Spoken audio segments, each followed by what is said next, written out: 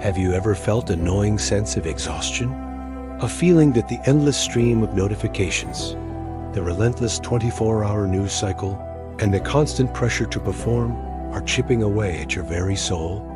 This isn't just a fleeting mood. It's a modern malady. We call it burnout, digital fatigue, a kind of psychological exhaustion, born from a world that never sleeps.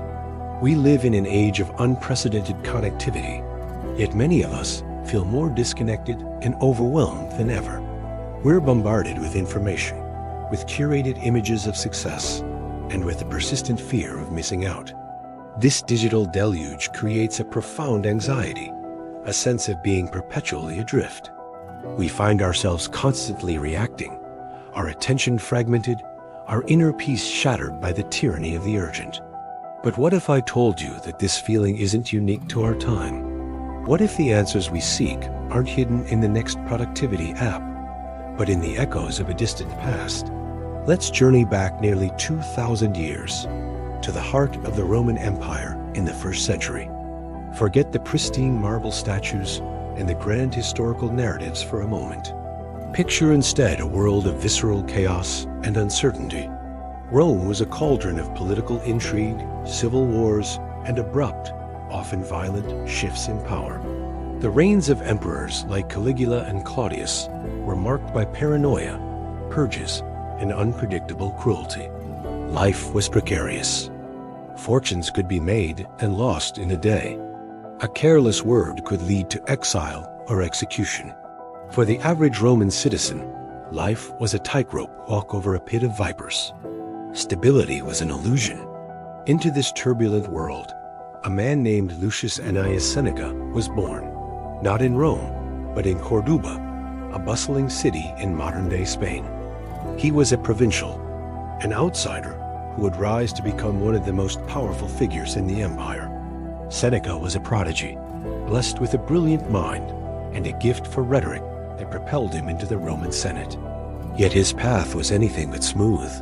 He suffered from chronic illness, faced political exile under one emperor, and was later recalled to become the tutor and advisor to another, the infamous Nero. He amassed immense wealth and influence, yet lived under the constant threat of his students' volatile temper.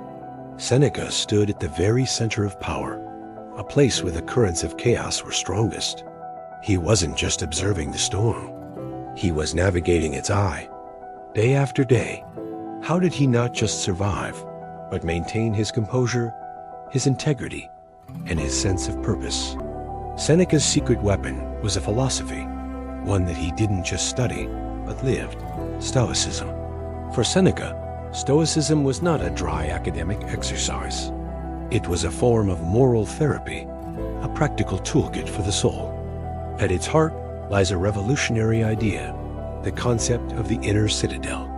Imagine a fortress within your own mind, a sanctuary that no external event, no political turmoil, no tyrant's whim can ever breach. This citadel is built from reason, virtue, and a clear understanding of what is within our control and what is not. The Stoics argued that while we cannot control the events that happen to us, the whims of an emperor, a sudden illness, the loss of a fortune, we have absolute control over our response to them.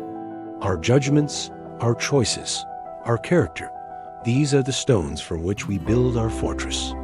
And so we arrive at the timeless, urgent question that connects Seneca's world to our own. In an age of overwhelming digital noise, political polarization, and profound uncertainty, how do we maintain our agency? How do we reclaim our focus, our peace, and our sense of self when the world outside seems determined to pull us apart? Seneca's life and writings offer not an escape, but a blueprint for engagement. They teach us to build our own inner citadel, not to hide from the world, but to engage with it from a position of strength, resilience, and unwavering calm. The challenges may have changed their form, but the fundamental human struggle for inner freedom remains the same. Join us as we explore the wisdom of Seneca, a guide for living not just in ancient Rome, but right here, right now. Thank you for watching.